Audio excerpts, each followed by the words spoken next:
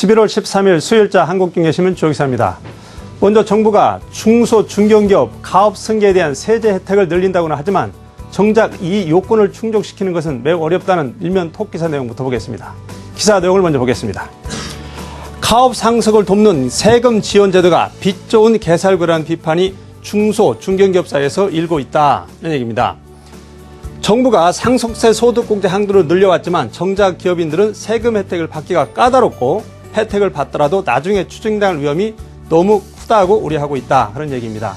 자, 중소, 중견기업에 이제 가업 상속을 하는 것은 크게 세 가지 요건입니다. 상속을 해야 될 경우에는 상속 직전에 10년간 전문 경영인에게 이 경영을 넘긴 적이 없어야 된다는 요건이 있고요. 하나는 상속을 받는 입장에서는 상속받기 직전 2년간 그 회사에 근무를 해야 된다는 요건이 있습니다. 또 하나는 아들이나 딸 중 한쪽에만 지분을 전체적으로 몰아줘야 한다는 요건이 있는데 이 세 가지 요건을 충족시켜서 상속세 감면 혜택을 받아도 나중에 또 조건들이 까다로워서 이것을 유지하기가 상당히 어렵다 하는 그런 얘기입니다. 자, 중소기업의 3.7%만 상속세 혜택을 받는다. 말씀드린 것처럼 아들, 딸 중 한 사람에게만 줘라. 자산 20% 이상은 처분하지 마라. 지분 고용 줄이면 안 된다. 이런 요건들이 충족이 안 되면은 상속세 받은 것을 다시 다 토해내야 된다는 얘기입니다. 표를 볼까요? 자, 표를 보시면은 낙타 바늘구멍 뚫기만큼 어려운 가업 상속세 감면입니다. 보시면은 상속세를 내야 할 사람들은 상당히 늘어나고 있지만 기업 상속 세금을 받은 사람들은 숫자가 아주 46명, 58명 아주 적은 것을 볼 수 있습니다. 관련 기사를 더 보실까요? 자, 관련 기사를 보시면 막걸리 회사 물려받아 소주 만들면 또 감면받은 상속세를 토해내야 된다 그런 얘기입니다. 그러니까 여러 가지 요건이 까다롭다는 얘기인데 자, 요건들을 한번 표로 보시겠습니다. 자, 10년 요건을 표로 보실까요? 자, 까다로운 기업 가업 상속세 감면 조건입니다. 자, 공제 한도는 상속 재산의 70%까지만 대주는데 업계에서는 한도 없이 100%로 공개를 하라는 얘기고요. 자, 피상속인 요건은 말씀드린 것처럼 10년 이상 계속 경영을 해야 되는데 업계에서는 5년 이상만 하고 계속 경영하는 요건을 좀 폐지해달라는 얘기가 있고요. 주식 성수의 50% 이상을 보유해야 하는 것도 업계에서는 이걸 완화시켜달라고 얘기를 하고 있습니다. 상속인의 요건인 경우에는 말씀드린 것처럼 상속인 한 명이 전액을 상속해야 되는데 업계에서는 이제 공통 상속제도 때도 감면해달라 하는 얘기입니다. 당장에 이런 요건들을 다 맞추지 않으면 상속세 감면을 받아도 토해내야 되기 때문에 지원을 늘린다고는 하지만 막상 세제 혜택을 받기는 상당히 어렵다는 얘기입니다. 다음 기사 보시겠습니다. 자, 시진핑의 10년은 시장경제 강화다.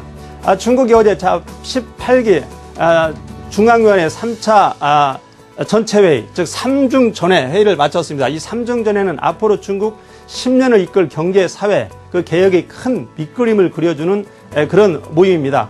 끝났는데 경제개혁은 계속하되 경제개혁의 방향이 이제는 분배라든지 사회, 정치 분야 쪽으로 이렇게 확대하겠다는 것이 골자입니다. 틀을 보시면은요. 자, 관련 기사를 좀 보시면은 토지개혁을 통해 농민재산권을 확대한다. 중국판 국가안전위원회도 설립을 하겠다. 그런 얘기입니다. 자, 중국 개혁 2.0 시대, 중국 언론들이 진짜 2.0 시대라 이렇게 못을 받고 있는데 2.0 시대라고 하는 것은 자, 기업은 이제 사유재산제도를 골자로 하는 경제개혁, 이걸 1세대로 보는 것이고요. 이 개혁의 사회, 여러 가지 정치 분야를 넓힌다는 의미에서 개혁 2.0 시대라 이렇게 명명을 하고 있습니다. 자원 배분의 시장이 결정적인 역할을 하게 할 것이다 하는 얘기고요.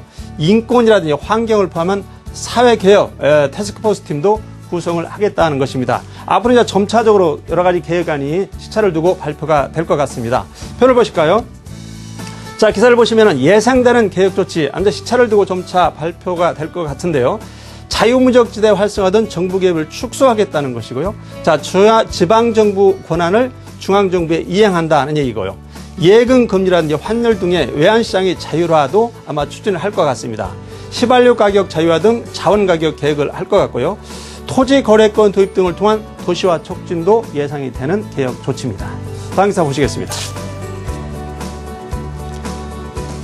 소득 증가율이 5분기 연속 성장 증가를 웃돌아 내수 회복에 청신호가 켜졌다 하는 얘기입니다. 자, 말 그대로 우리나라 국민들이 그 구매력이 높아져서 소비가 늘어날 가능성이 있다 그런 기사입니다. 기사 내용을 보겠습니다.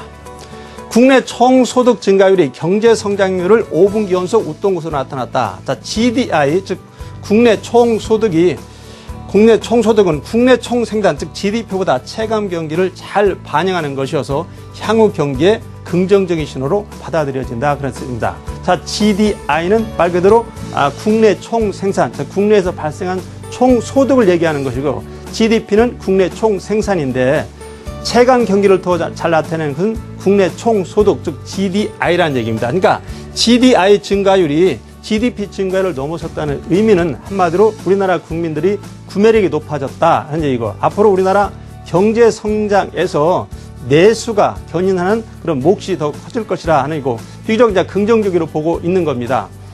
다음 기사를 보겠습니다. 증가율 표를 하나 더 보고 넘어갈까요? GDI 증가율, GDP 증가율이 있는데 5분기 연속 이 GDI 증가율이 높은 것을 볼 수 있습니다. 내년에도 비교적 GDI 증가율이 높아질 것으로 보고 있고요. 자, 다음 기사 보시겠습니다. 자, 찬바람 부는데 배당주는 찬밥 신세다. 매년 11월, 12월이 되면 배당주 얘기 많이 나오는데 막상 관련 종목들이 주가 움직임은 그리 좋지 않다. 그런 얘기입니다. 기사 내용을 보겠습니다. 자, 올해는 상장 기업들이 연말 배당금이 3년 만에 증가세로 돌아설 전망이어서 약세장 투자 대원으로 떠오르고 있다. 그런데 정작 제철을 만난 배당주들 주가는 부진을 면치 못하고 있다 그랬습니다. 자, 올해 배당 수익률 1.15%였고 작년, 재작년 이틀에는 1.09%입니다. 그러니까 배당 수익률은 높아졌습니다. 삼성전자가 이제 배당을 높이겠다, 이렇게 발표를 했고요. 또 은행, 보험사 등 3월 말 결산 법인들이 12월 말 결산으로 옮겨지면서 배당이 좀 늘어난 그런 영향이 있습니다. 총 배당금은 지난해에 비해서 한 6% 정도 많아질 것으로 전망을 하고 있는데 정작 관련주들은 힘을 받지 못하고 있다는 얘기입니다. 자, 보신 것처럼 삼성전자 2배 배당 등 연말 배당 총액은 5년 만에 늘었다. 말씀드렸던 6% 정도 늘었지만 KT라든지 삼성 엔지니어링, SO일 등 배당주 주가는 약세를 면치 못하고 있다. 상반기에 큰 폭 상승을 했다. 이 배당주들이 예외적으로 상반기에 많이 상승을 하면서 오히려 지금쯤은 시세 차익을 노려서 파는 그런 세력들이 많이 있다. 특히 이제 종합과세를 피하자 큰 손들이 비중을 줄이고 있다 그랬는데 이 금융 종합과세 대상을 4천만 원에서 2천만 원으로 낮추면서 이 큰 손들이 이 세부담을 느끼면서 배당주에 대한 수급이 더 악화되고 있다. 그런 얘기입니다. 이런 얘기도 나오고 있습니다. 배당주들 보통 10월, 11월에 관심이 있지만 정작 배당주들이 많이 오르는 것은 8월과 9월이고 배당락이 된 후에 주가가 회복되는 1월과 2월에 수익률이 오히려 높다. 이런 분석도 나오고 있습니다. 자, 주요 배당주의 주가 동향률을 보면은요. KT라든지 삼성 엔지니어링 같은 경우가 이 가로안이 배당 수익률입니다. 올해 배당 수익률이 1.15%인데 이 가로안은 6.43, 3.73 높은 편인데 주가들은 전부 힘을 쓰지 못하는 것을 볼 수 있습니다. 경기를 이끄는 세대축은 생산, 투자 그리고 소비입니다. 올도 얼마 남지 않았습니다. 기업들이 올해 예상한 투자 계획 앞으로 남은 연말까지 잘 진행시켜 경기를 이끄는 3대축 생산, 소비, 투자가 좀 더 견고해졌으면 하는 바람입니다. 오늘 한국경제신문이었습니다.